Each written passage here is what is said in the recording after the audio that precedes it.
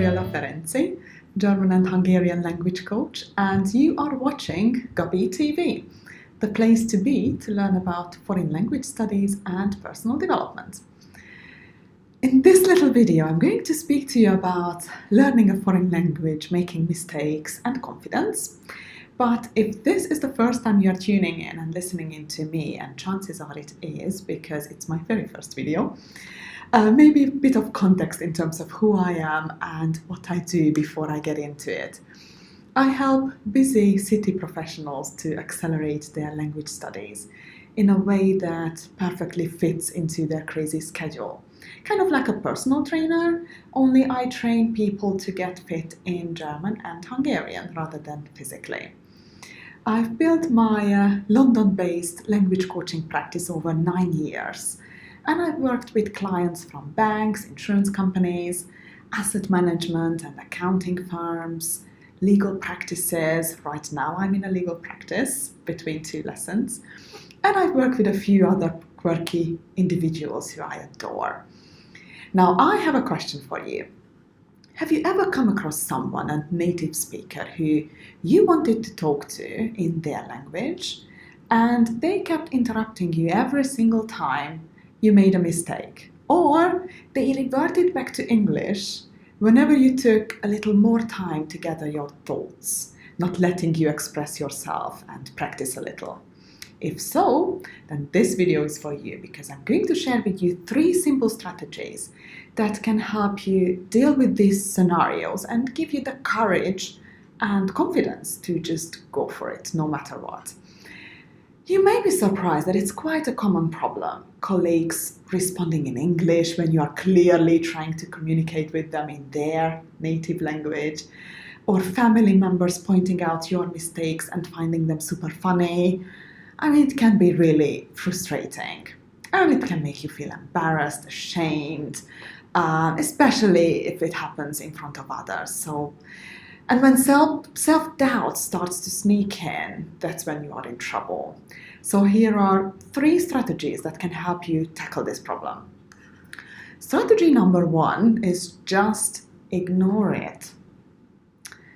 If life is only 10% about what happens to us and 90% how we react to it, then it's within our control to shape how we feel about this kind of scenario. So you have the power to say, you know what? I'm not going to let that stop me. So if it were me in this situation, and trust me, I've been there too, I would probably just continue speaking and keep practicing, trying to notice some of the most important points they are making and take them on board, but ignore the kind of corrections where I know it's just a bloody little ending, but my point did go across and they did understand what I was saying. Now I know that it might be easier said than done, just ignoring, all these kind of corrections. And there might be a point where you just say, okay, I just need to address this issue because it's just way too much. So strategy number 2 is assertive communication. Now this is something really powerful.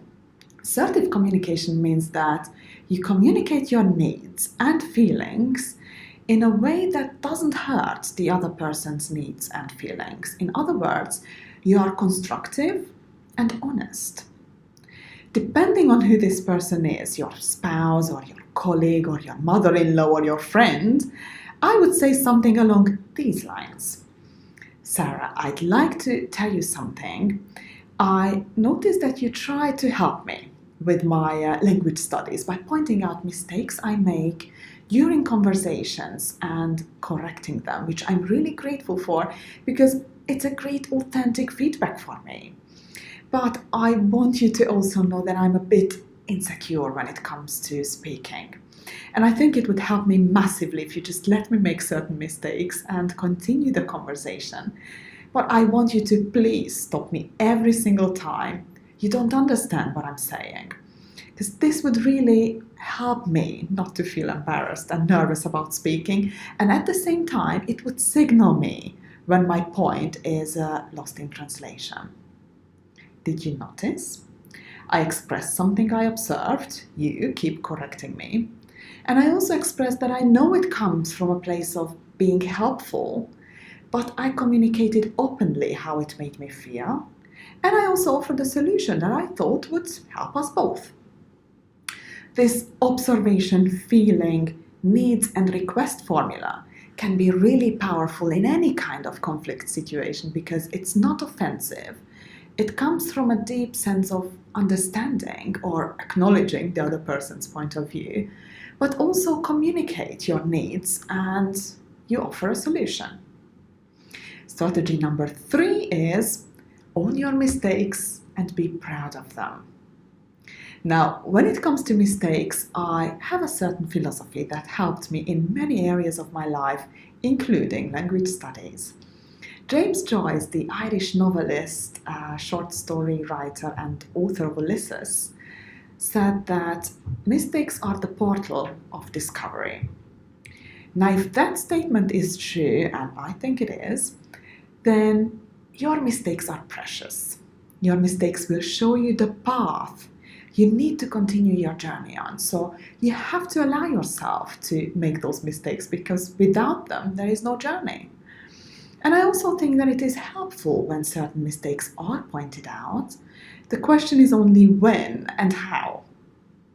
As a teacher, tutor, mentor, or language coach, I always wait either until the end of the conversation or until the end of the lesson before discussing those mistakes. But there are situations when it's best to interrupt right between two sentences and point them out on the spot because I anticipate you continuing to use the phrase or the words, and this way I'll give you the chance to practice it immediately in a correct way. Now, before we wrap up, there is one more thing I want to say about language studies, and it's also a tweetable. Learning another language is like becoming another person. Haruki Murakami. It is a truly transformative experience, and learning words and phrases and grammar are only a fraction of this experience. And I want you to become a confident person who is proud of whatever you have achieved, and I want you to own what you know and never feel ashamed of making mistakes here and there. Just aim for making your point come across and keep polishing along the way. So these are my 3 strategies to deal with feeling embarrassed because of making mistakes and being corrected. I really hope it helps. And now I'd love to hear from you. Did I make any language mistakes in this video? If so, please point them out in the comments below. But more importantly, how do you cope with annoying relatives and colleagues when it comes to making mistakes in their language? Is there anything else that you could share with us and you think it would be helpful? If so, go on to gabrielaferenzi.com and leave a comment now. Did you like this video? If so, consider subscribing to my channel, and I would be so appreciative if you shared this with your friends.